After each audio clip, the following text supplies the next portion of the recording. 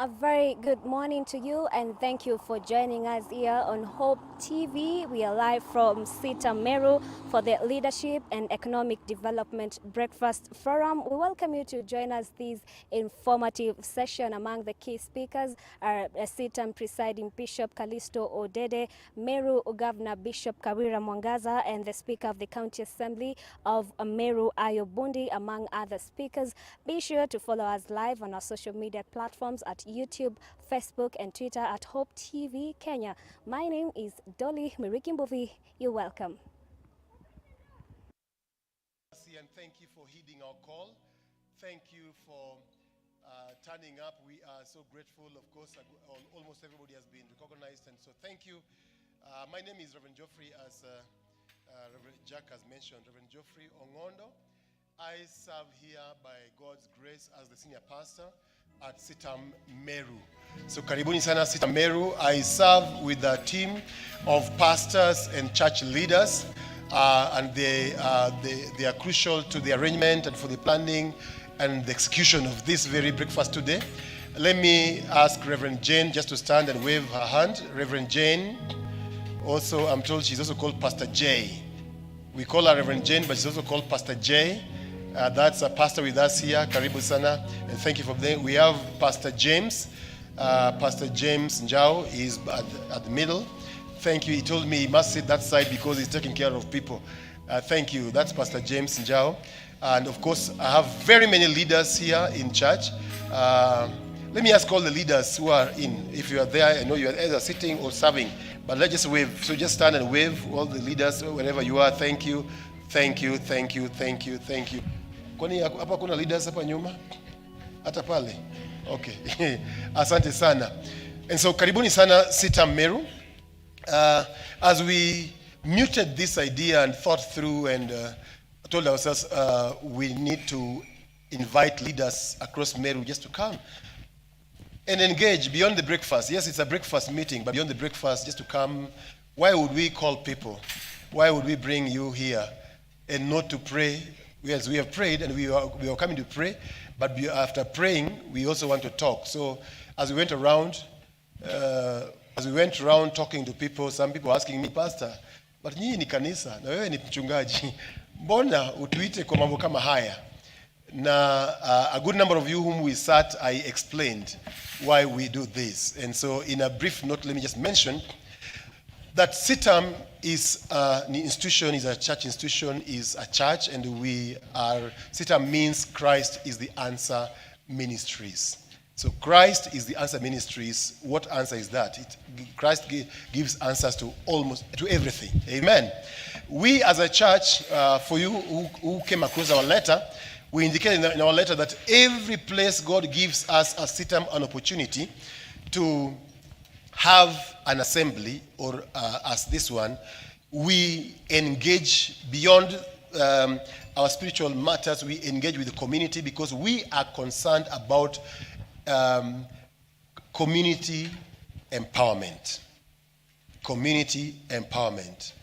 And so I asked some people the other day, I was asking them, if I come and preach and you get saved and then you sleep hungry, you may wonder, who is this God who has just saved you in the heart but is not concerned about your daily living? And so as Sitam, we operate on various principles, but among the things that we do, we have a strategic plan. And our strategic plan has 5 pillars. And these 5 pillars underscore all that we do as a church.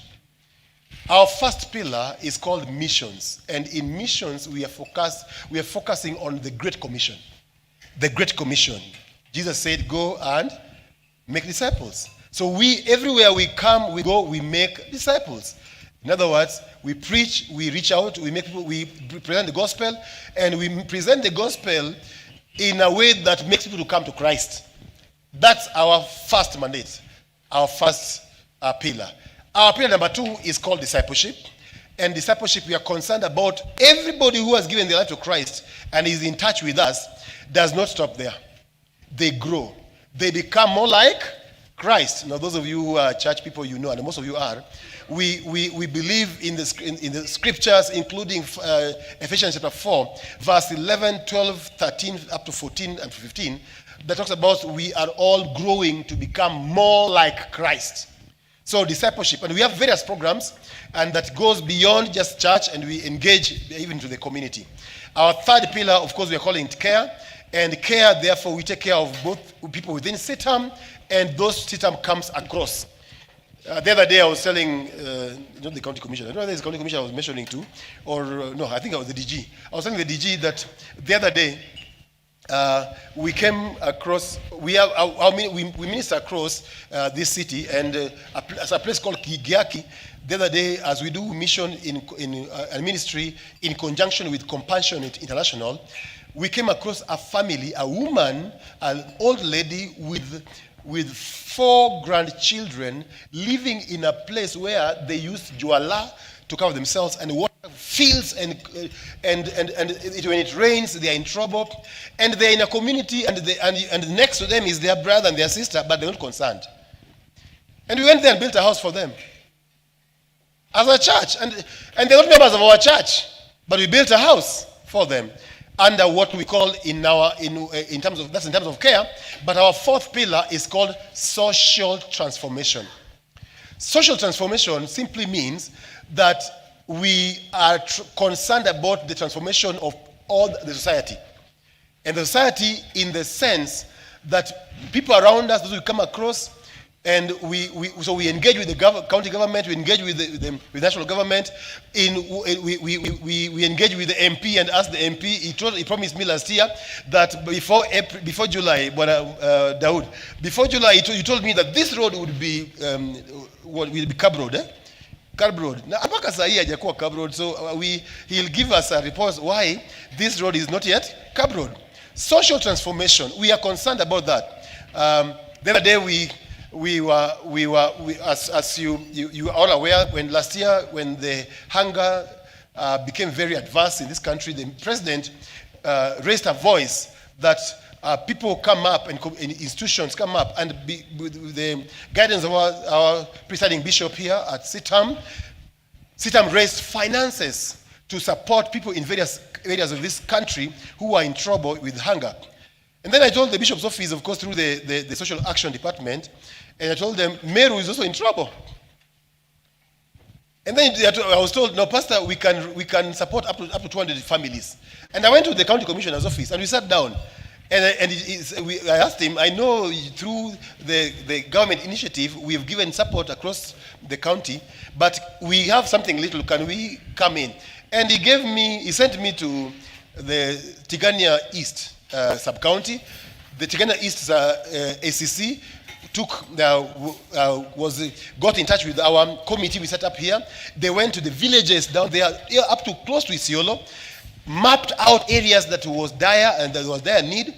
And Bishop, I can assure you, over 100 families got the cash transfer here in Meru. We call it social transformation. So we are concerned about people beyond, and those people are not members of our church, sincerely. They are not. But we are concerned that there is need for people to have food on their tables. So that's why we do what we do. That's why we are here this morning. That's why we invited you. That we can come together, think together, and say we can grow beyond where we are. Come on, now you can clap to Jesus Christ. And so we are grateful for all of you who have come.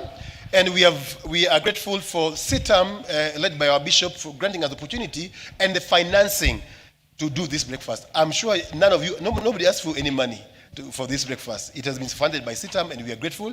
And so at this point, and therefore, I want to bring our first speaker, who is our presiding bishop. If you saw in the letter, we had two foci in terms of good English, or two focuses in regards to this engagement. First is on leadership, and he'll speak to us briefly, and then after that we have we are grateful to have Dr. David Thuku here, a consultant in these matters of economic development and growth, and we will engage with them briefly, and then after that we'll again open it up for us, because we must find a way forward and agree on how we can move on. Are you with me? Put your hands together as we welcome Presiding Bishop Reverend Calisto Odede to take us forward.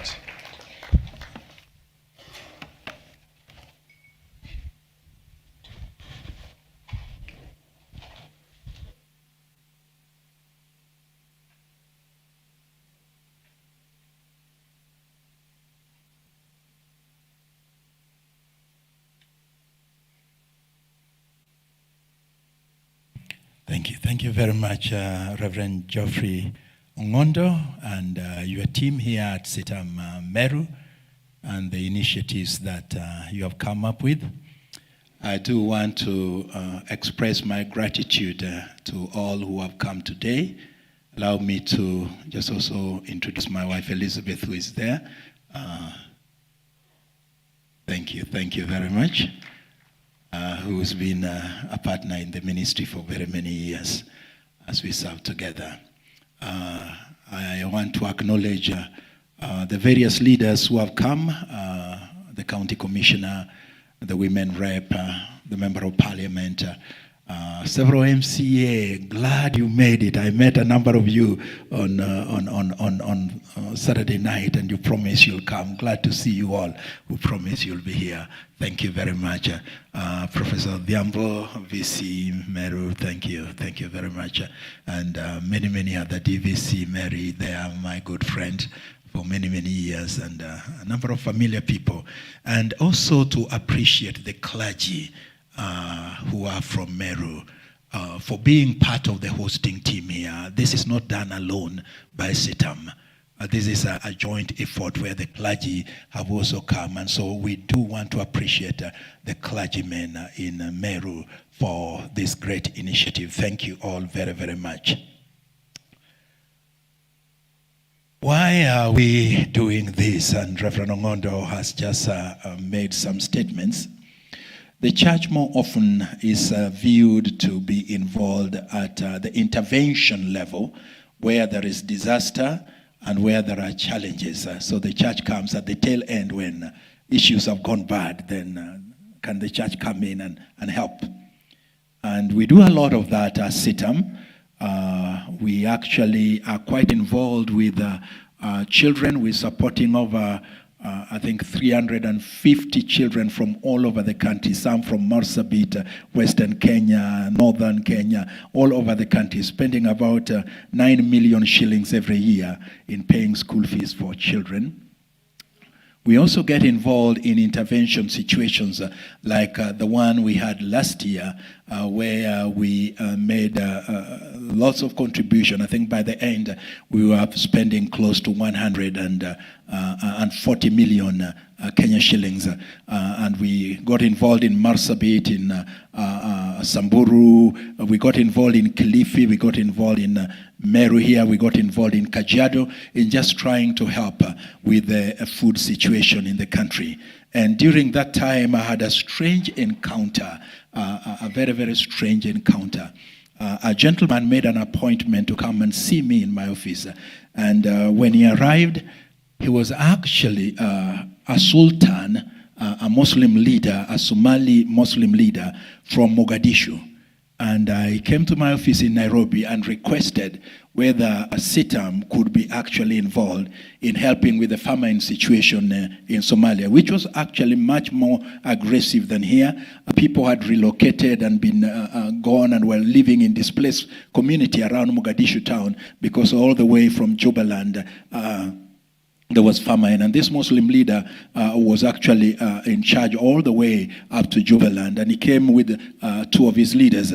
I sent in some people to Mogadishu. They checked and they brought a report with pictures, and indeed it was true. The situation was dire, and we got involved in mobilization of resources in Nairobi. And by the grace of God, we were able to raise 20,000 US dollars.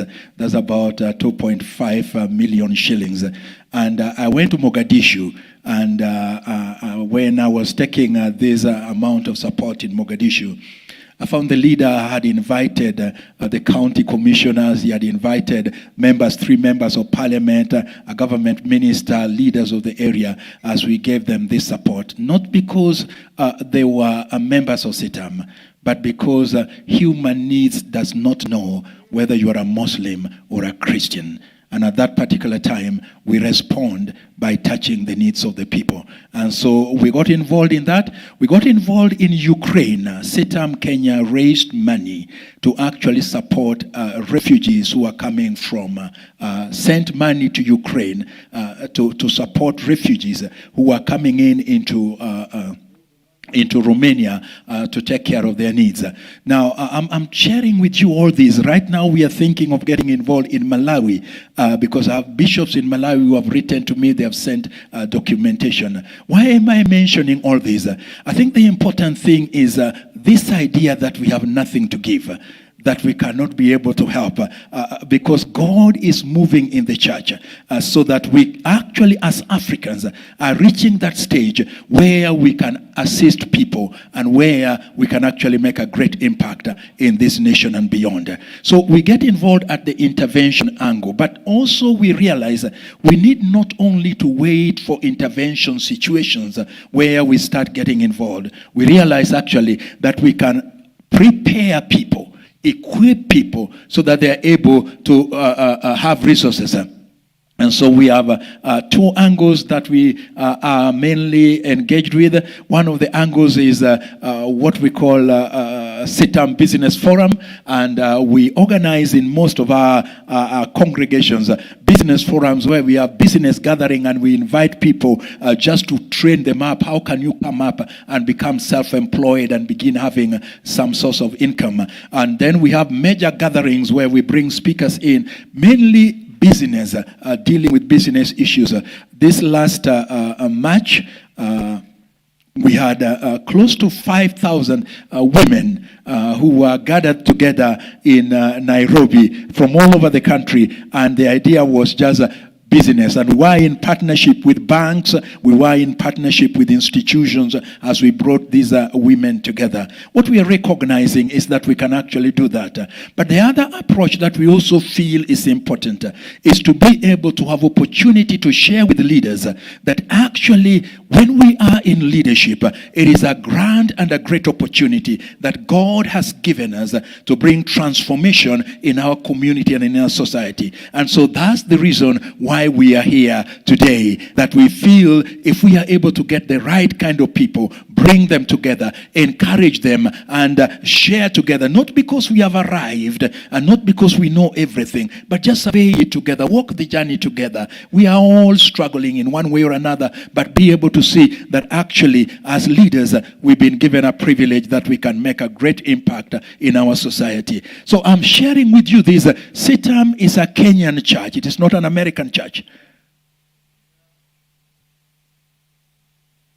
Fully funded by Kenyans. Christians from Kenya are the ones who are giving.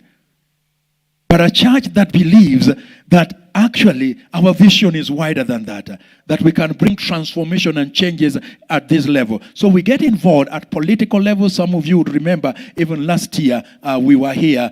Was it last year? Last year we were here and we moved all over the country, again bringing people together, because we do believe that even as a church we can be involved in bringing transformation in our society and in our community. Long introduction. Let me go then to what I needed to share today. We have two aspects of our sharing, Meru Leadership and Economic Development Breakfast Forum. Now, the first aspect is leadership. The second aspect has to do with economic and development aspect. And I am going to share some remarks on leadership. Then my good brother, Dr. Thuku, David Thuku, will come and he will share with us on the economic aspect as we fellowship together. Dr. David Thuku is a consultant in this area and will be very, very helpful as he empowers people in this area. And as a church minister, I don't have any document that I can refer to share with you except the Bible. So would you allow me to share some of my thoughts from the Bible? Regardless of whether you're a Christian or not a Christian, allow me just to share some thoughts from the Bible. And I turn to the book of Nehemiah, chapter 5. I want to read a long passage there, verse 1 through verse 19, and share some remarks with us before I hand over. Now there was a great outcry of the people and of their wives against their Jewish brothers. For there were those who said, "We, our sons and our daughters are many. Therefore let us get grain that we may eat and live." And there were others who said, "We are mortgaging our fields, our vineyards, and our houses that we might get grain because of the famine." Also, there were those who said, we have borrowed money for the king's tax on our fields and our vineyards, and now our flesh is like the flesh of our brothers, our children like their children. Yet behold, we are forcing our sons and our daughters to be slaves, and some of our daughters are forced into bondage already. And we are helpless because of our fields and our vineyards belong to others now. Then I was very angry. That's Nehemiah reporting. And when I had heard, Nehemiah was the governor. They said, then I was very angry. And when I had heard their outcry and these words, and I consulted with myself and contended with the nobles and the rulers and said to them, you are exacting usury, in other words, charging some kind of interest, each from his own brother. Therefore, I held a great assembly against them, picketing. And he said, and I said to them, andamano and demonstration. And I said to them, we, according to our ability, have redeemed our Jewish brothers who were sold to the nations. Now, would you even sell your brothers that they may be sold to us? Then they were silent and could not find a word to say. Again I said, the thing which you are doing is not good. Should you not walk in the fear of our God because of the reproach of the nations, our enemies?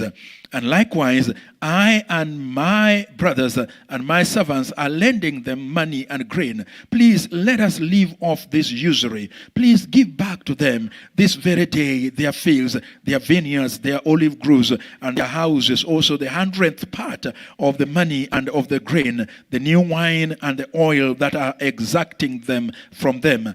Then they said, we will give it back. We'll require nothing from them. We will do exactly as you say.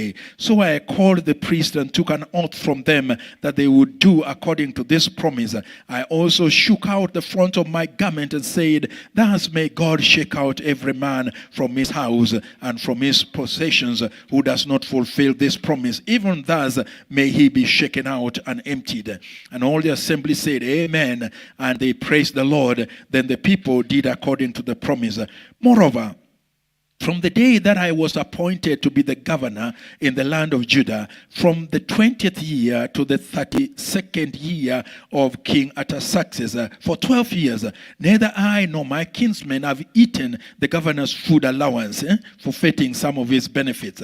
But the former governors who were before me laid burdens on the people and took from them bread and wine besides 40 shekels of silver. Even their servants domineered the people, but I did not do so because of the fear of God. And I also applied myself to the work on this wall. We did not buy any land, and all my servants were gathered there for the work. Moreover, there were at my table 150 Jews and officials, besides those who came to us from the nations that were around us. Now, that which was prepared for each day was 1 ox and 6 choice sheep. Also birds were prepared for me, and once in 10 days all sorts of wine were furnished in abundance. Yet for all these I did not demand the governor's food allowance, because the servitude was heavy on these people. Remember me, O God, my God, for good according to all that I have done for your people. Remember me. We do not have to be journalists, particularly from the Western media, to paint Africa as a continent that is beleaguered with diverse problems. Listing some of these problems would do just as a way of pointing out the challenges that are facing us within the continent.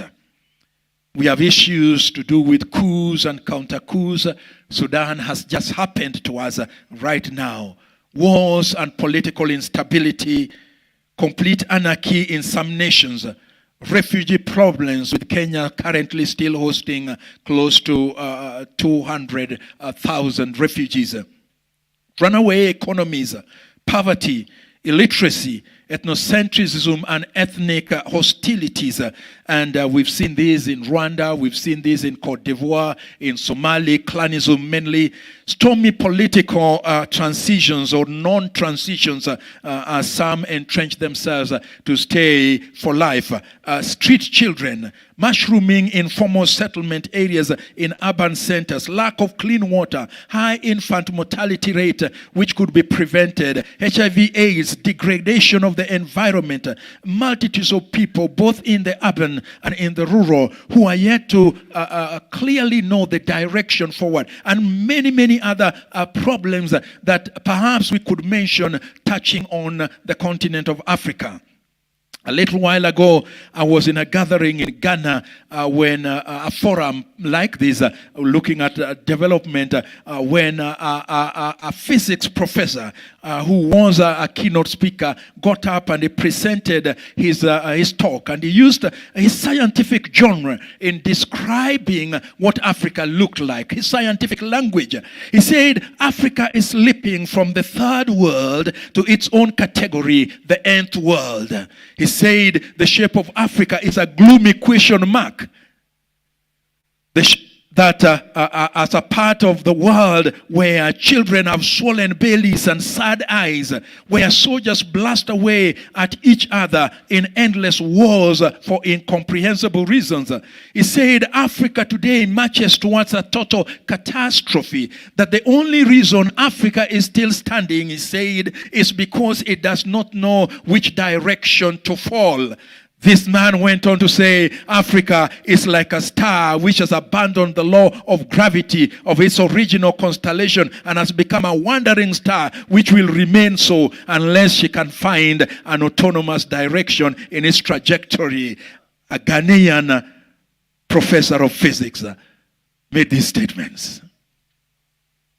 When the good professor finished, I raised up my hands.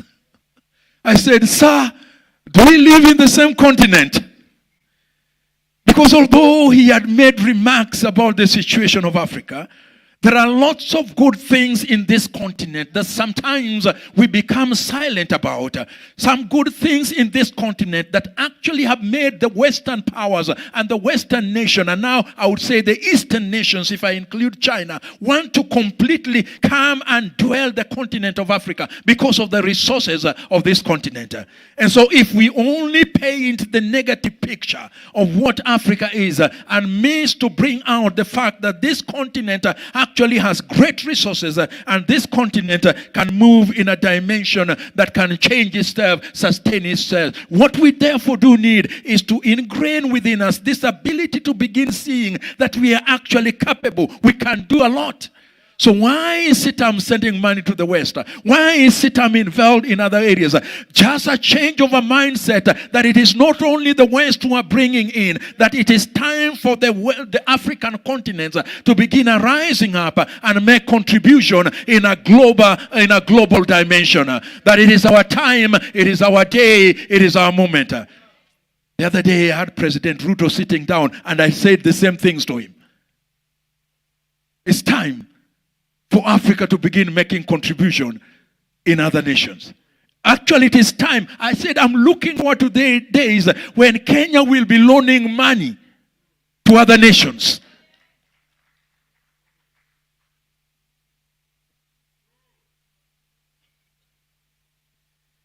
But sometimes this is not so because of what Mwalimu Julius Nyerere called that he referred to Kenya as a man-eat-man society. A man-eat-man society is one in which the downtrodden are financially and economically hemorrhaging in punitive taxation or unfair systems to pay for the lofty lifestyles of the elites. The elites are the ones who are benefiting from the poor. And Mwalimu Julius Nyerere referred to that as a man-eat-man society. An American cartoon called Pogo in one of the newspapers walked on, the cartoon picture is drawn with this cartoonist walking on soil and environments that have been degraded. And then the cartoon says, "We have found the enemy and they is us." there is us. We have found the enemy, and there is us. And ladies and gentlemen, circumstances and situations which are making the continent of Africa, which are making the counties, which are making the nations of Africa struggle, is not because of lack of resources of some of these challenges. It's because we have found the enemy, and there is us. The enemy is us. And so Nehemiah discovers that they have also found the enemy, and the enemy is us. Among their very own, the very Jewish people, they are the ones who are like leeches, suckling all the lifestyle of their own people. So what does it mean then to lead or to serve with the people at the heart? That's what I'm sharing about. Leading and serving with the people at the heart. We need to take notice, number one, of recurrent injustices.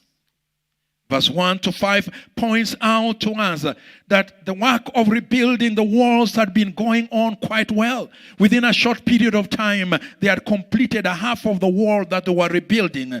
And then all of a sudden, there was a great outcry from among the ordinary Jews as injustice and ill treatment drove some of them to the verge of starvation. With the work of rebuilding the walls going on, it was possible that some had ignored their fields, so they were not farming. They were concentrating on putting up these walls.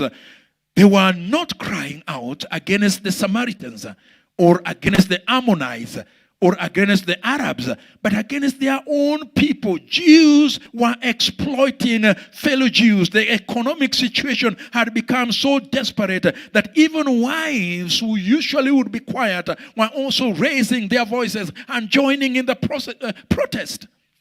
Perhaps even the work was interfered with, and the end result was that there was a possibility of civil unrest and disobedience as men and women and their wives who were under normal circumstances quiet complained and protested against these injustices that were being practiced by the nobles.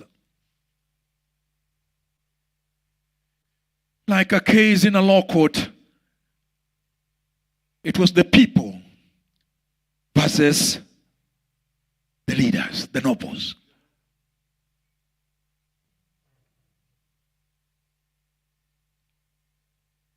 Three categories of group. The first group were the laborers who worked in the city.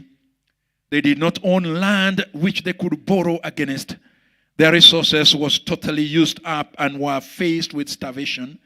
They could only cry out, our sons and our daughters are many, therefore let us get grain that we may eat and live. The second group possessed some little property, but were forced to borrow some money on their land so they could buy food. Thus they explained, we are mortgaging our fields, our vineyards, our houses, that we might get grain because of the famine. These small landowners were suffering because they could also not make ends meet. The third category had borrowed money to pay their taxes and had pledged their crops which had not yielded enough to repay their creditors. Subsequently, they had lost their fields and vineyards. The Persian king received a fortune from them as they paid usury, as they paid taxes to the Persian king at that particular time. Uncontrolled and runaway borrowing, including extortion from those who are in leadership, who are lining up their pockets with resources from the poor, and in the end, causing such a devastation that people were starving. Instead of empowering the people to utilize the land and the resources that they had, the leaders were lining up their pockets.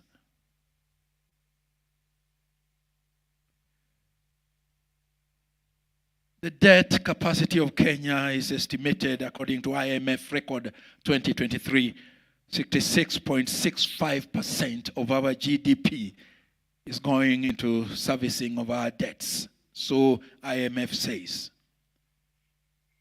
The borrowing at the national level trickles down so that my grandchildren will be paying part of what we are borrowing to eat today.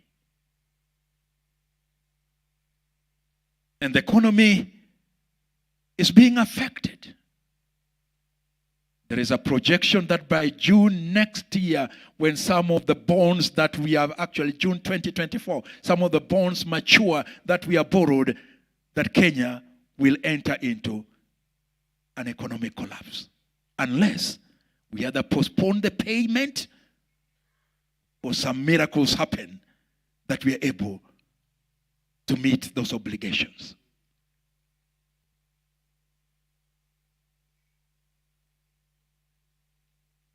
And at the grassroots levels, nothing has really contributed much to the development and the growth of this country than devolution. As a matter of fact, I'm a strong supporter of devolution.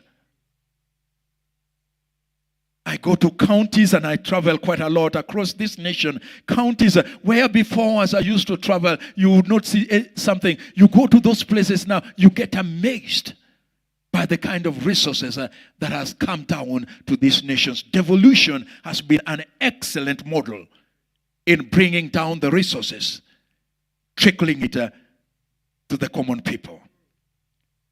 But as the resources come down to the common people, the necessity for us to have leaders and individuals who are heading institutions, who have ability to handle some of these resources, handle it with a mindset that we actually have the people at heart. It's not just us. We have the people at heart. We are concerned about the people. We want the people to benefit. It's not us. That the greatest joy that we can have is not us living in our 8-bedroomed house. It's not having millions in our bank account. That the greatest joy we can have is that there is no child that is not going to school. That there is no person that's not eating.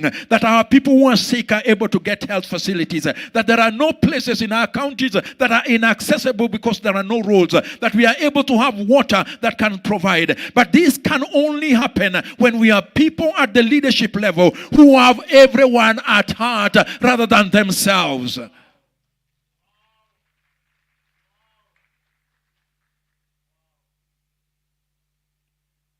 And so Nehemiah not only brings out those injustices, he points out some remedial action that needs to be taken in verse 6 through verse 13. And he's pointing out this. He talks about his courageous outrage. He says, and I was angry and fuming that such a thing should have been done. The exploitation and the injustice that was taking place could not leave him the same. He was filled with righteous indignation because of what was happening. Perhaps the reason why certain kind of injustices take place is because we do not have enough people who can be angry enough. People who can be angry enough. You can't be doing this to your people. You can't be doing this with the public resources. You can't be doing this with the money that has been set aside for medical facilities. Where are angry people in Meru? Where are people who can be angry enough?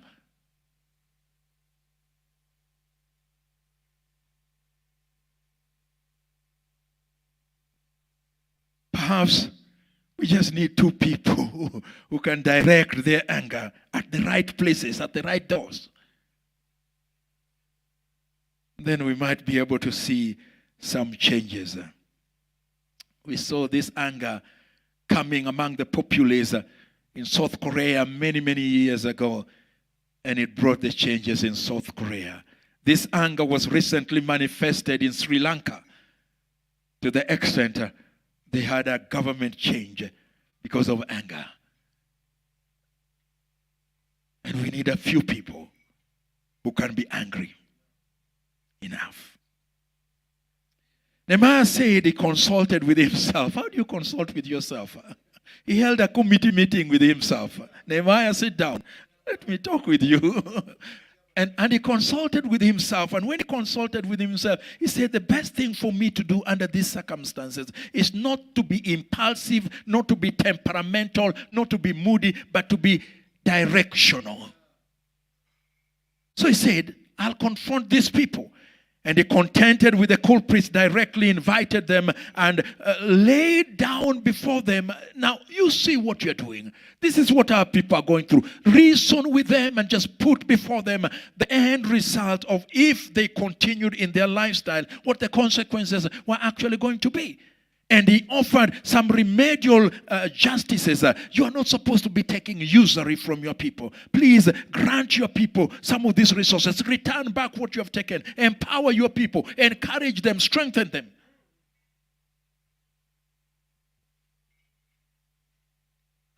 And on top of that, he organized community picketing. He mobilized the public for a gathering, a baraza, and a maandamano. Says, therefore, I held a great assembly against them.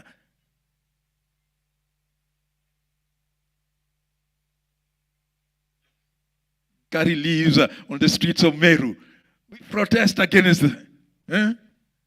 Anyone here knows what I'm talking about? Haki yetu, haki yetu.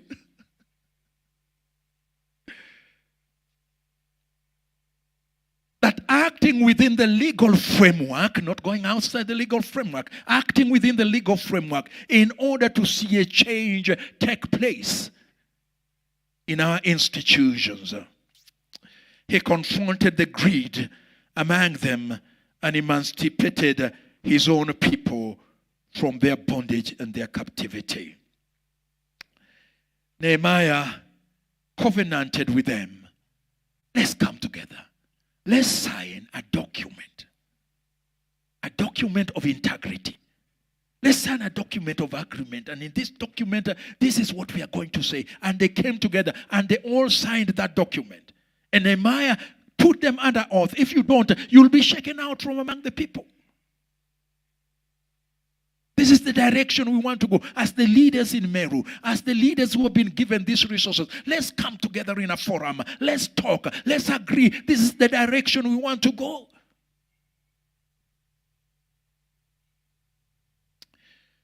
But thirdly, and I'll end with this, Nehemiah also relinquished his own rights. In verse 14 through 19, he tells us that as a governor, it was his right to be given allowances, certain allowances, food allowances that were listed by the colonial government then, the Persian government that was ruling at that time. That a governor should be fed this many animals should be slaughtered and given to the governor. And Nehemiah said, I relinquished those. Because I looked at the condition of the people. I looked at how they were suffering. I looked at how they were struggling. I was not going to impose on them some more taxes for myself. So although it is my right, I'll forgo it.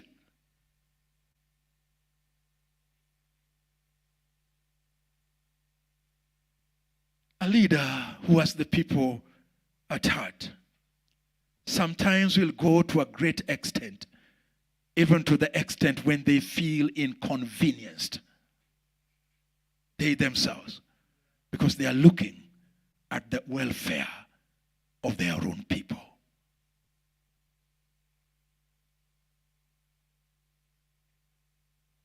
And I pray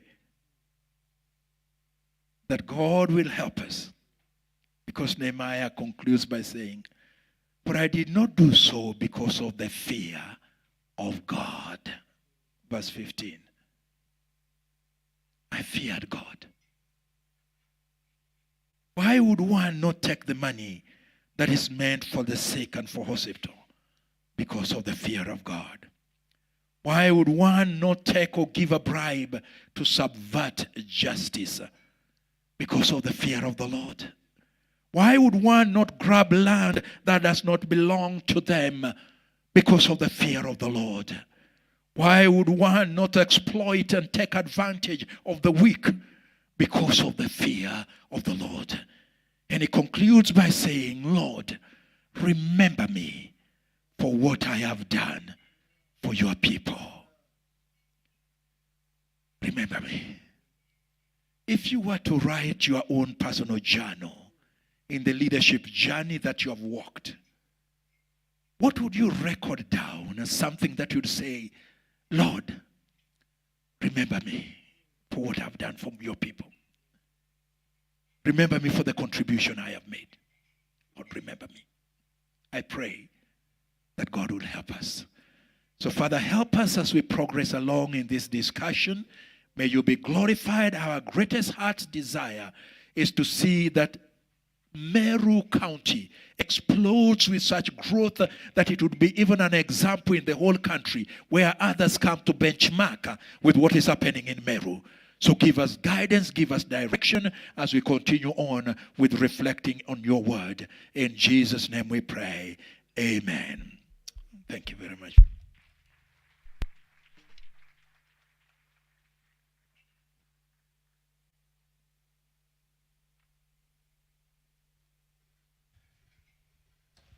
Wow. What a stimulation of our hearts and minds. And you want to cool it. At this point, I'll bring in immediately Dr. Thuku. Please pick points because we are engaging after this. Let me bring Dr. David Thuku immediately. Just come, David. Dr. Let him come immediately. Because again, we want to take care of our time. So, Karibu, Dr. As we mentioned earlier, of course, Dr. Thuku comes to us from, again, the financial sector, but also he will give us more about himself. As he told me earlier on, I know him more as the former CEO of Family Bank, but he can give us more details. Karibu, Dr. Thank you. Thank you very much, Rev. I feel it will be disservice if we don't start with doing a very good clap to Bishop. Let's do a very good clap to Bishop for setting the stage for our stimulating conversation. Let me also start by quickly asking the question, what do you think about taking the microphone from Bishop Odede and speaking to people after Bishop has had such a powerful speech? It is a great pleasure and honor to stand before you, ladies and gentlemen, as I continue with that conversation from the Bishop. And I'll not try to speak like the Bishop. I'll speak now from the economic side. And he has set the stage for me because he's asked questions that I want to be asking. Let me start by saying that it's a great pleasure to be standing in front of you in this county of Meru, ladies and gentlemen, to be speaking about this great topic of economic development and talking to leaders from such a diverse field. One wonders, where do you peg your conversation about economic development? Because we are so varied, we are so diverse. So I have a few points which I'll make as a conversation starter to drive our conversation, as opposed to speaking about economic theories. I will not be like the physics professor. I will not speak economic theories here. I will not state GDP growths and the complicated economies that one may be tempted to speak about. One thing is that I have the technical team. I will ask them to help me project a few slides so that we can be able to walk together. I was hoping this screen would be on so that I could be seeing what is on the screen so that we are aligned. So I don't know the technical team, but I'll keep checking. All right, I will try and coordinate with them so that I tell them when to move to what slide. So let me start by thanking Sitam for this wonderful idea, bringing people to reason together and think together. Because as Bishop has said, what we hear about Africa, what we hear about our counties, what we hear about local engagements is the negative stuff. So I want to start by commending Sitam for this foresight to organize such a forum. And I really want to ask us to clap and appreciate the Sitam fraternity for this wonderful idea. Let me also thank you for the wisdom of combining these two topics, wisdom and economic development, because really they are one side of the same coin. They are twins that you cannot separate. And as I do so, let me also congratulate you for your 5th anniversary. A little bit about myself, and we can move to the next slide. Yes, it's still off, but we can move to the next slide, which is a little bit about myself, because I think it's important. Yes, when we were talking in the morning, and I told Reverend that don't introduce me with my former self, introduce me with my current self, because I'm an evangelist for a positive Africa. And let me tell you a little story. 31 years ago, when I was a young banker in Standard Chartered Bank, my boss called me to his office and he asked me a question which I'll never forget. And that question transformed my life. And he asked me the question. I had just enrolled at Strathmore University to do accounting, CPA. And I thought he was going to commend me for enrolling to do CPA. So he asked me, why are you doing CPA? Why have you enrolled to Strathmore to do CPA? I had a lot of respect for my boss then, and God rest his soul in eternal peace. Indeed, I've dedicated a whole chapter to him in a book that I wrote. The honest answer why I was doing CPA is because everybody around me was doing CPA. All my brothers, my cousins, everybody you had left university with was doing CPA. So that was the reason. Does that sound a good enough reason to tell an MD that I'm doing it because everybody else is doing it? Does it? Chief Margaret, does it sound like a good enough reason? That tell your MD I'm doing it because everybody is doing it. But that was the honest answer. And I thought about the intelligent answer to give my boss. And the more time I took, the more he realized I didn't have a good enough answer. And he asked me, might you be doing it because everybody else is doing it? And I told him, yes, sir. That's the honest truth. I was a very young fellow then. Just left university, joined the bank, and I was having a bright career in future. And he told me, young man, don't do things just because everybody else is doing it. When I look at you, I don't see an accountant. He was very honest. I don't see an accountant.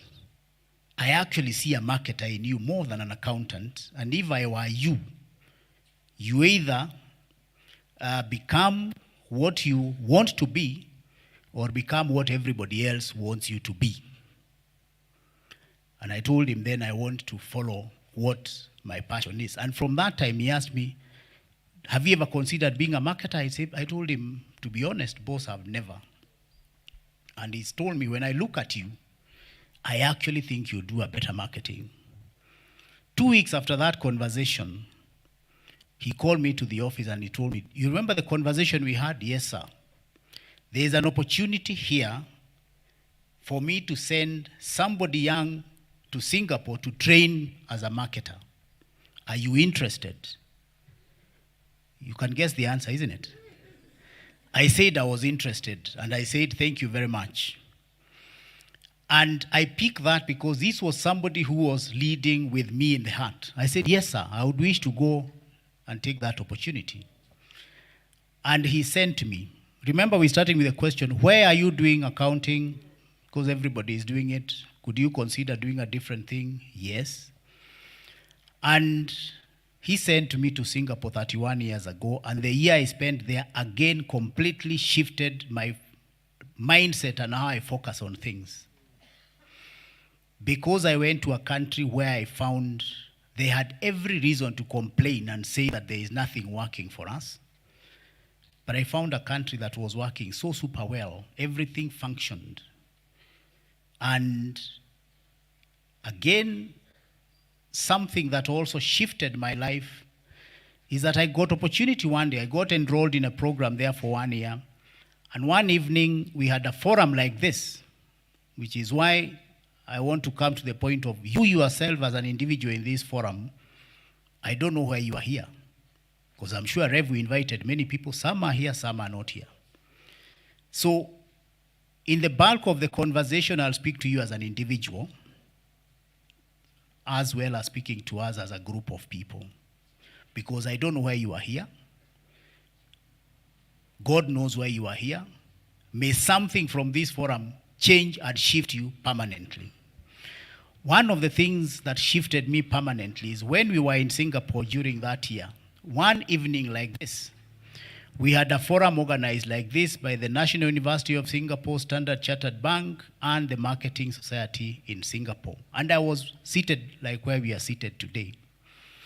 And one of the speakers in that forum is a person who had transformed Singapore to what it ended up being, Prime Minister Lee Kuan Yew. And there are a few words he said which have never left my mind. He spoke about greatness and smallness. Singapore is a very small country. You can look at the smallness and stop there and get fixated there. But you can look at the opportunity that you have, which is what he decided to do in 1965 when that small country was spat out of Malaysia and expelled, and everybody thought that country was going to collapse. Today, we go to benchmark in Singapore, don't we? Now, the reason I'm giving you this background is how I ended up, after many years, 30 years of banking, doing Africa Positivity. Bishop has spoken about this description of Africa by many people. Yet, Africa, if you ask me, is the greatest continent on earth. The richest continent in terms of capacity to be the one that is giving out, as Bishop has said, to the rest of the world. But that's not what is known. Africa is known to be the poorest, where everybody has to come and donate, because all we have is just poor kids you see in photos out there. As I worked 30 years in the banking industry, the bulk of them I worked for multinationals. And I got the opportunity to work a lot outside this continent and within this continent as well. The more I worked, the more I got pained about the contradiction I saw of the richest continent ending up being the poorest in terms of economic well-being and standards of living. That's a contradiction that everybody should ask themselves and get angry enough, as Bishop has reminded us, to say there is something not adding up here. We cannot be the richest, and it's God who gave us those resources, then end up being the people who are the poorest, who must keep getting donations by people who are poorer than us. Something is not adding up there. What is not adding up? And that is what I want us to focus on today. It's not that we don't have physical might to transform your own household. It's not the physical muscle. Africans, we are very gifted physically. That is why we were shipped to the South America to go and farm sugarcane, because we are physically very strong. But what is our problem? What is our problem? The problem is we do not want to engage upstairs. Mindset. The challenge is in here, not here. Physically, we can fight. We can kill each other from morning to evening. That we can do very well. But when it comes to engaging our mindset in a way that transforms all this richness in your household, in your company, in Meru, in Kenya, in Africa, that's where the challenge is. So Africa is great. Let nobody cheat you. It's the greatest continent on earth. Kenya is great. Kenya is very innovative. Do you know the country in the world which has developed the biggest digital financial ecosystem in the world? I'm not talking about Africa, in the world. Do you know its name? What is that country? You people are looking at me and not fearing to say, what is that country? It is Kenya. But we don't even know. M-Pesa is something that you study everywhere in the world. Is the biggest financial ecosystem in the world, not in Africa, not in sub-Saharan Africa, in the world. Is that what we know Kenya for? Which country produced the first black African in the biggest economy in the world? You guys are shy to say it, other than Reverend. Which country? Which country in the world can actually go to an international event, 10,000 meter steeplechase, and number 1, 2, 3, 4, 5 follow each other from one country? Which country? Why are you saying as if you are shy? Because we've been socialized differently. Do you think it's coincidence that we've been socialized differently? It's not coincidence. Which country, let me even forget country now, let me come to counties. Which county produced coffee commercially the first time in this East African region? Which county? Again, you are munaenda huku chini. Which county is the county where we are in? Who produced coffee commercially after the Mzungu brought it here? Mnaniangalia, ni county inaitwa Meru. That's where we planted coffee the first time. By the time it went to Nyeri, Kiambu, wherever, it came here. Now, I can go on and on and on. What about your own household? What's the greatness in your household? Your own self. Now, Bishop spoke about leadership. And I was writing a few notes. One note I wrote is that the enemy is who? Is us. There is us. And when we were chatting there with Bishop, he said, I just made a brief introduction. He said, have you read my notes? Because I was starting to my conversation about challenging ourselves about this. And I told him, that's divine. The enemy is us.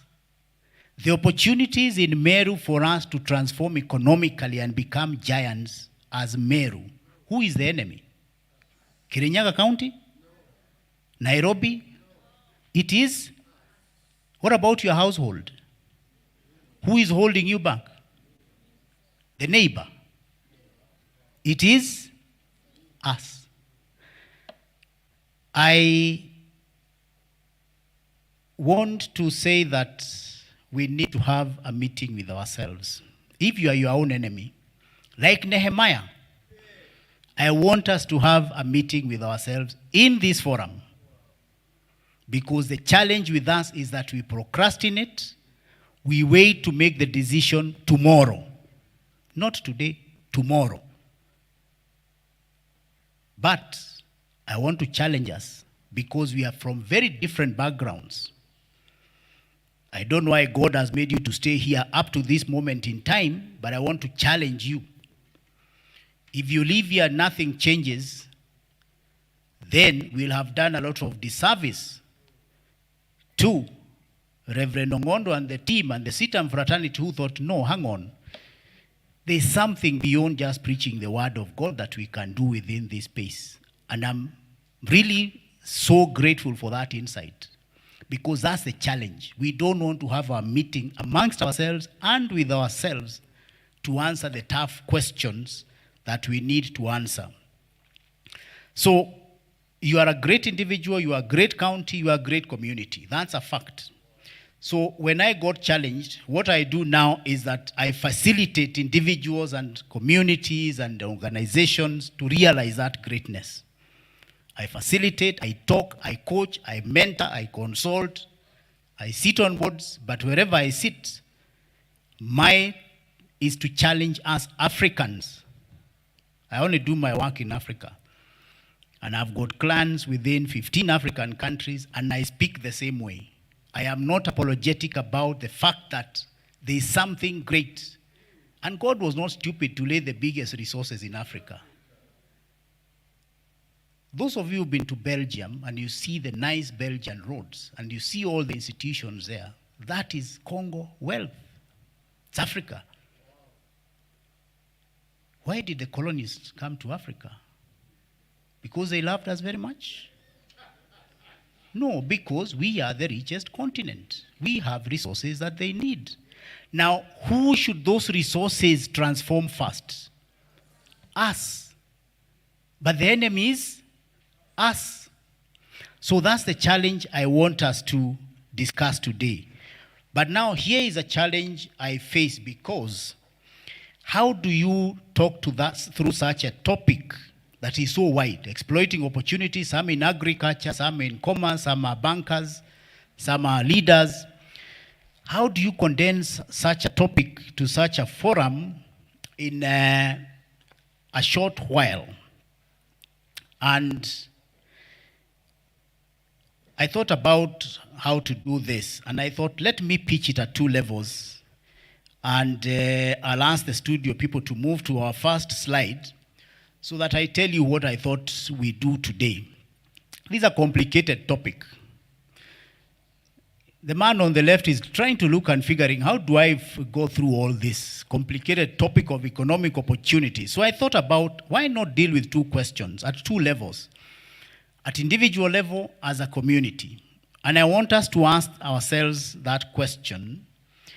And the question is, how can I tap into the opportunities available to me in Meru County, in the country, in general, in Africa, because we are wide globally, because we are joined by technology to improve my economic well-being and quality of life.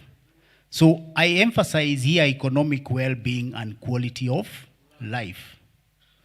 Because our quality of life, as Bishop was sharing, when you go to a place and you find today, almost 60 years after independence, somebody sleeping and under the conditions he described, somebody today dying of hunger in Africa, that's not right. There is something wrong there. Nobody should be dying of hunger. So I want us to think about economic well-being. I want us to think about quality of life. Because this topic is too wide, and the second level is the same question, but now as a community, because we are leaders here. How can we answer the same question from a community perspective as the people who take charge of Meru? And Chief Margaret, you will allow me to use you as an example, because you are in a space within the county which you take leadership over people. How can you tap into the opportunities within that specific locality? And as I shared earlier, the mind or the seed was planted in me that whenever you have a leadership position, and Bishop reminded us about it, you lead and serve with the people at heart, wherever you are. It's not about you as a leader, it's about me. And that is a challenge we have on our continent. And we end up with situations where we have the leader versus us. Now, let me say something about economic well-being and quality of life. And if you move to the next slide, I want to make the point that these are not things that you can conceal. They are very visible. That, if a studio, you can move to the next slide so that we move together. Yes. Well-being and economic well-being and quality of life are not things you can hide. You don't need to be told. You see it glaring. When you see us shifting from mud houses, grass-thatched houses to brick houses like what you see on the right, what's happening there? You can see the quality of life is improving, isn't it? It's not something you can conceal. When you see very thin, tick-infested cows, and you migrate that to very well-fed herds of cows, what's happening there? There's economic well-being.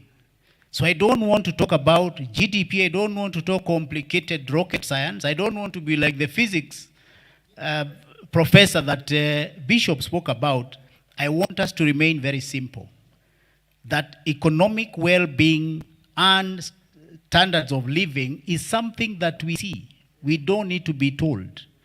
In your household, if I come, I'll see. When I come to Sitam Meru, I see that I can see leadership here.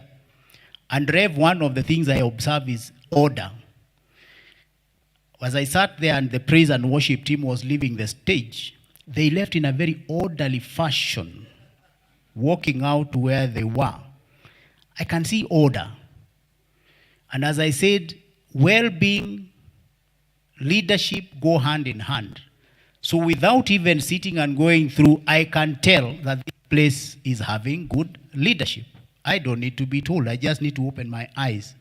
So well-being is something very observable. If you see, Rev spoke about the dusty road and said it will be curb road. Again, when that happens, we will be able to see it. When we see street lights, we know things are happening. So as I move from county to county, as I move from country to country, as I move from economy to economy, I don't need to be told, I just see. The next thing that I want to say, so when you expand from a small retail shop and you see you with a huge supermarket chain, we don't need to be told, we see. But there's something I want us to bear in mind here as all that is happening. And if Jedida, we could move to the next slide. As all this is happening, I want us to bear in mind the warning flags that sometimes come with all this development. When you start seeing levels of suicide, attempted suicide, for example, happening as we grow, as our status and our standards of living are going high, as we start seeing domestic violence going up, as we start seeing very unsatiable greed, which is a clip on my bottom right there, there's a guy who is being fed and you can see who is feeding him. When we see that level of greed, those are warning red flags that as we grow, as we develop, we should not ignore. Because if we ignore, they will come to bite us. We see kids taking drugs, injecting themselves. Alcohol. It's not random coincidence. There's something happening that somebody needs to engage their brain and say, okay, what's happening here? What about the pollution we see in our rivers, we see in our forests, we see on the roads everywhere as we develop? What about the droughts? Do they have anything to do with development? The answer is yes. When we want to speak at the level of the professor, we'll talk about global warming and climate change. Last week I was in Kajiado and we said, it was a rural community, and we said, here we can see the effects of climate change. But to this community, we are not going to mention the word climate change because that will just fly above them. But when you have that clip of dead animals, they can relate with that. And when you speak with them, they tell you, here, we used to be very sure that April will get rain. November will get rain. Now we don't. They can relate with that, and you can bring in your complicated climate change conversation at that point. Because you'll tell them, okay, you see the effects. How can you change that? There are some trees you can plant which can actually resist the drought and bring rain. And so that we don't cut all these trees, so that we don't have the sort of global warming that we are having. So all these things are red flags we should not ignore. Hosea reminded people that we perish because of what? Lack of knowledge. So I don't want us to develop while we ignore the red flags. So I want us to revise slightly the question I asked earlier that we want to focus on. And if Jedida, you can move to the next slide, which has the question. Remember, we had the question of how we can tap into the potential. So I want us to always bear in mind that you don't want to ignore the red flags. You don't want to develop so fast. You don't want to grow your household so fast, but you've forgotten the guys at home and they become drug addicts. Because what happens, you'll go to the cycle because they will not propel the wealth that you've generated in your generation. So we cannot ignore the red flags. if we continue with the sort of unsatiable greed that we exhibit a lot in our continent, what happens is that increasingly there is dissent. People start looking at each other as enemies, and we start killing each other because we think one is advantaged than the other. So, having promised that I was not going to look at complicated conversations, I want to give you a simple way of then asking the right questions to yourself as an individual to be able to answer those questions and end up with tapping into the opportunities. Is that okay? So let's move ahead. I'm going to introduce you to my 5 wives and 1 husband. 4 wives. If you have time, I'll introduce a bonus one, the 5th one. And because I know I'm with Bishop, Reverend, and polygamy may not be favored very well, I will introduce them nicely. Now, I like this framework of 5 wives and 1 husband. I've stuck with the first 4, but if we have time, we'll get even to the 5th one. Because I like simple things to remember. Simple things that I can work with, people's things that can, because I said our challenge, the enemy is us, the enemy is our laziness to ask ourselves those hard questions and answer them to ourselves. We expect somebody else to answer the questions. But I want, as I said, at your own individual level, as I introduce you to these wives, please apply it to yourself.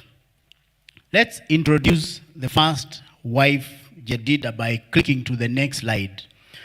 The first wife is a wife called Why. This, and you know in Africa, wife number 1 is very important. Hata ndiye analeta hao mabibi zengine, wengine. So wife number 1 is a why. And the question you want to always ask yourself, and is a question that I was asked by my boss, and I always remember, why are you doing what you are doing today? Why do you want to do what you want to do? Before you answer yourself, don't move too fast. Ask yourself that very deep question, why am I doing what I'm doing? The job you are doing today, whether you are employed somewhere, whether you are working in your farm, where are you farming the crops you are farming? Where are you farming tea and not macadamia? Is it because everybody else is farming macadamia? Why are you farming avocado if you are a farmer and not tea? Is it because there is a wave that is going towards macadamia? So whatever you are doing, why do you want to start that shop in Maua? Is it because everybody is starting a shop in Maua? So don't just do things for the sake of doing it. You've seen people, some craze sometimes, people relocating, say, to the US. There is a craze of people seeking green cards, and you feel like you are missing out because you are not relocating. So before you do what you are doing, think seriously about why you are doing it. Why are you here today? Why are we discussing leadership and economic forum? It's because we see opportunity to transform Meru and the people in the room and the people we impact in a big way. So why? Keep asking. Is it because you have a competitive advantage in what you want to do and you can do it much better than others? Africa, there is a lot we can do much better than others, but we must answer the question why we are doing it. So let's not do things because the direction is blowing that way. Let's do it because we have a special skill, we have a special talent that you can exploit and make it big. Another thing that sometimes makes us do things is that we do it because it boosts our ego. Kuna kitu inaitwa ego. Sometimes we do that just because we want it to boost our ego. So the reason it's important to ask yourself this question is let me share 2 reasons. And Jedida, you can move to the next screen. 2 things that I think make this question important. 1, you know yourself better than anybody else. So you can be honest with yourself. If you are doing it because everybody is doing it, but you don't have the capacity, you know. So you don't need to do it, do what you have the capacity. You know yourself very well. You know what sort of strengths you have, what weaknesses that you have. You know the opportunities that you have within Meru, within your locality. What are those opportunities that you have? What's your vision of ambition? And as I talk about vision and ambition, which is the second thing, is that asking yourself why enables you to be bold and ambitious. Sometimes we socialize our children in a way that does not empower them to be bold and ambitious. And there is everything right to be bold and ambitious. If you have one retail outlet and you want a supermarket chain, it is good to be bold and ambitious. If you are a poor third world economy like we are today, it is good to be bold and ambitious and say, you know what, we want to export help to the rest of the world. In your household, be bold and ambitious. Move away from that socialization that hii kimbelembele utawacha. As long as the kimbelembele is to propel you forward, that is the only way that we will be able to catch up. Because unfortunately, Africa, we have to realize that we are playing catch up. Everybody is ahead. And Bishop alluded to it. There are many people who would want you to remain behind. Even in the village, there are people who want some people to remain behind so that they can be able to keep tapping into them. But guess what? If too many people remain behind, you've got to invest in extra security because they'll come for your resources. But if we uplift ourselves, then we don't have to worry about some things. Because God in his wisdom gave us very few basic needs. Eat, sleep, wake up, look for food to eat, work for it, sleep again, wake up, look for food to eat. At the very basic, you can continue for life just going through that cycle.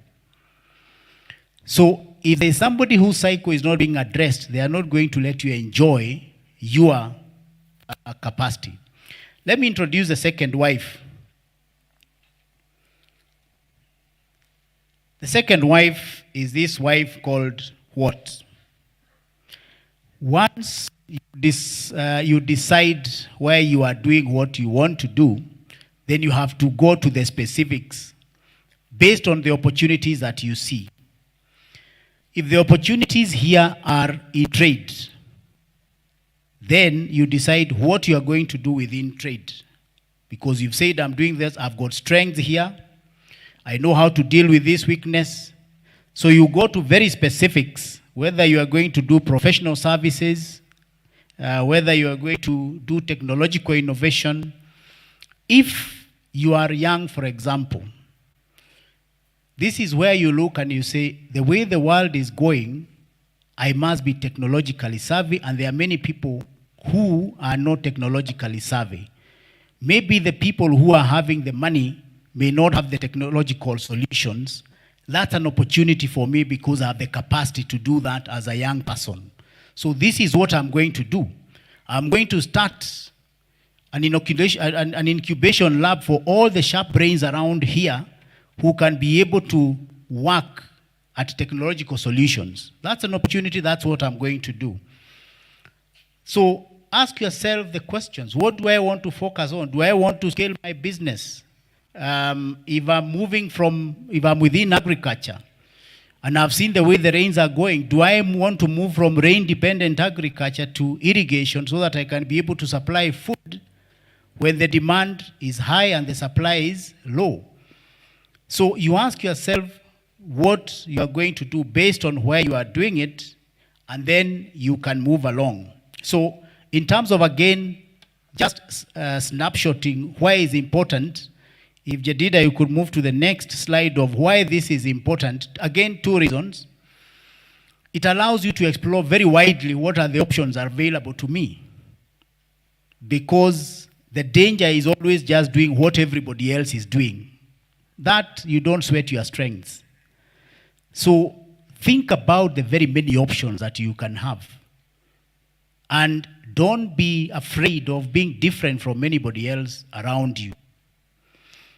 By the time Safaricom is coming up with the sort of innovation that we have today in M-Pesa, you can rest assured they were swimming against the current at that point in time. So don't be afraid as you explore your options. Be wide, dream wildly, and thinking consciously about the what allows you to choose from those many options. You land on what you should be doing, not what everybody else is doing, what the current is doing, but you choose what will work for you, what you'll have strength in, not what your neighbor has strength in. We have strength in, as a country in long distance running. If our neighbor chooses to try and do that so that they beat us, they might struggle because they don't know why God has given us that particular strength. Let's quickly move to wife number 3. Jedida, we can move to the who. I know why I'm doing what I'm doing, or why I want to do what I'm doing. I know exactly what I'm going to do. I've considered very many options, out of which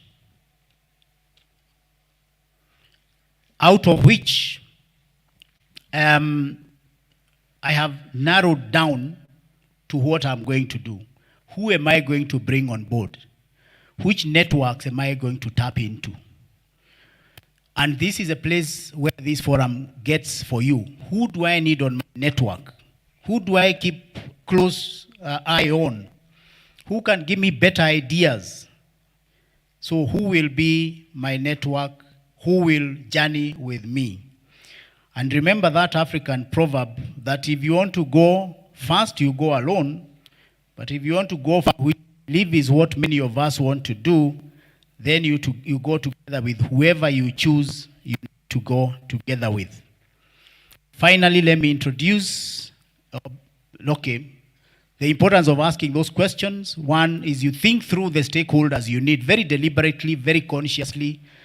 You don't waste time pursuing stakeholders who will not add value to you, and you are very deliberate about pursuing those stakeholders who would add value to you. So we can move on to the next one, which is the fourth wife, who is when? This is a good question to ask ourselves because we keep postponing things. When do I need what I've decided to do with the people that I've decided to do? When do I approach network 1? When do I approach network 2? When do I approach my financial? If it's farming, when do I need to plant? If I want to get produce when the rest of the farmers don't have. So when becomes a very important question for us to think about. And I'm rushing because I know we are running out of time. So why is it important to think about this? One, you think through the sequences. Because there are some things, and I've seen this in people who are involved in construction. If you don't think about when you do what, sometimes you do something, then you realize, no, I missed out on something, I need to go back and work. So it makes you sequence in a way that you avoid rework. One thing I saw about the economies I spoke about out there, a lot of them you see everything happening like clockwork.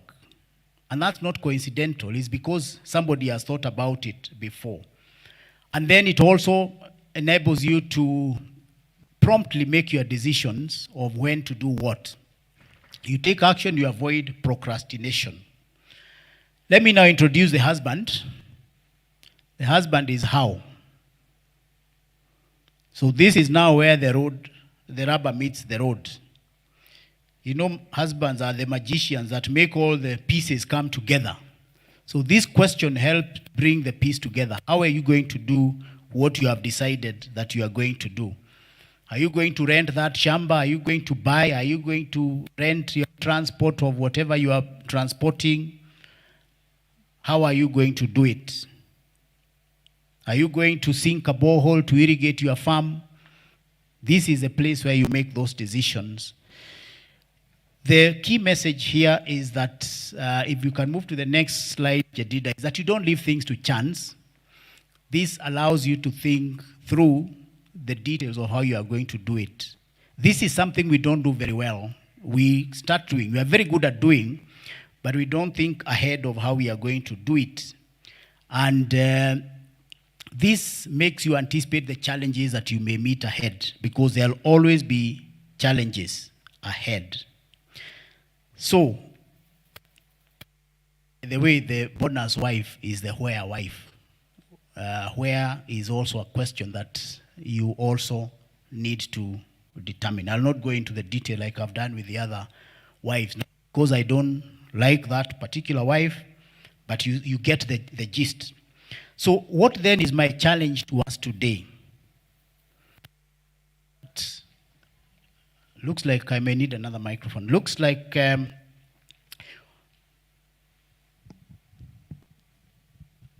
challenge that I want to talk to us today is, I want to say three things as I conclude. And Jedida, you can move to the next slide. The first thing that I want, if you forget everything else I've said, remember that success does not just happen. If you see Safaricom so successful, it does not just happen. If you see Equity Bank, I see Collins and the rest here. If you see Equity Bank today where it is, it doesn't just happen. There's a lot of behind the scenes. If you see a household standing, if you see Sitam standing the way it's standing today, it's not just chance. If you see Rwanda where they are today, compared to where they were 29 years ago, it's not coincidence. And this is a challenge I'm throwing to you, your success is not just going to happen. You have to cause it to happen. I've suggested a very simple framework of how do you then raise your economic well-being, standard of living in a very deliberate way, not leaving it to chance. And I've proposed to us questions that we ask ourselves today at your own individual level as a community, or those 4 or 5 questions that are very fundamental. The last point I want to emphasize is that never underestimate your greatness and potential. God in his wisdom made us in his own image. And God is a great God. So in us, resident in us is greatness. And don't be apologetic about pursuing your greatness in whatever space God has given you. He's given you very different spaces. From the introductions I had, we are from very different backgrounds. Some of us are in county leadership. That's your opportunity for greatness. Some of us are in business leadership. That's your opportunity for pursue your greatness.